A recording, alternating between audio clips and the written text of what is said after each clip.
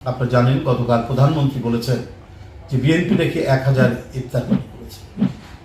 BNP তো cocktail party করেনি, BNP ইফতার party করেছে। ইফতার মাহফিল বা ইফতার পার্টি এটা হচ্ছে ধনী গরিব নির্বিশেষে আশেপাশের যারা মানুষ তাদেরকে নিয়ে এটা করে এবং যুগ যুগ ধরে এটি করা হয়েছে। এটা একটা ধর্মীয় অনুষ্ঠানের রীতিতে পরিণত হয়েছে।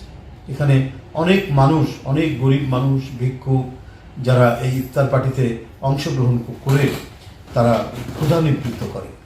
তাদের যে সিয়াম সাধনা, তারা যে রোজা রাখে, সেই রোজার জন্য সারা দিন রোজা রাখার পর, না খেয়ে থাকার পর খাবার সংস্থান অনেকে থাকে না, এই ইফতার মাহফিলের মধ্যে সেই খাবারের সংস্থান হয়। সেটিকে প্রধানমন্ত্রী ব্যঙ্গ করছেন। আমরা ইফতার মাহফিল সিয়াম সাধনার মধ্যে দিয়ে অনেক মানুষকে, ধনী গরিব সব মানুষকে নিয়ে ইফতার মাহফিলে আমরা বিশ্বাসী। আমরা ককটেল পার্টিতে বিশ্বাসী না, আমরা ইফতার পার্টিতে বিশ্বাসী।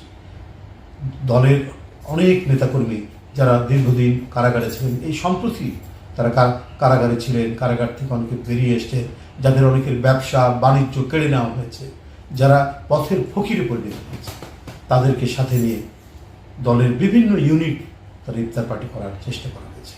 এই জন্য আমরা গর্বিত যে এই দুঃখ দুর্দশার মধ্যে, এই বেদনার মধ্যে আমরা নিজেরা সিয়াম সাধনার মাধ্যমে সারাদিন রোজা রেখে আমাদের ঘনিষ্ঠ লোকজনদেরকে নিয়ে আমরা ইফতার মাহফিল করেছি। এই জন্য আনন্দিত। আমরা আওয়ামী লীগ যে ককটেল পার্টিতে বিশ্বাস করে, সেটাতে আমরা বিশ্বাস করি না। বন্ধুরা, ওবায়দুল কাদের সাহেব তিনি বলেছেন যে এবারের ঈদ নাকি খুব স্বস্তিদায়ক।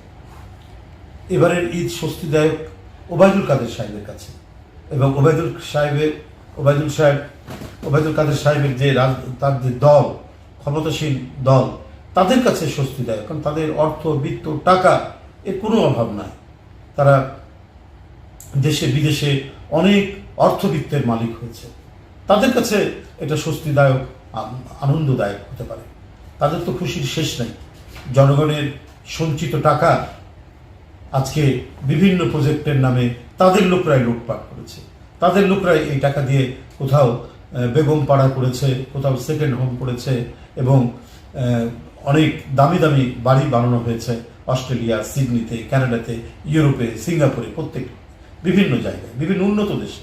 এমনকি আওয়ামী লীগের ঘনিষ্ঠ লোকজন, ক্ষমতাসীন দলের যারা অত্যন্ত ঘনিষ্ঠ, তারা বিদেশে কেউ কেউ শ্রেষ্ঠ ধনীদের তালিকাতেও অংশগ্রহণ করেছে।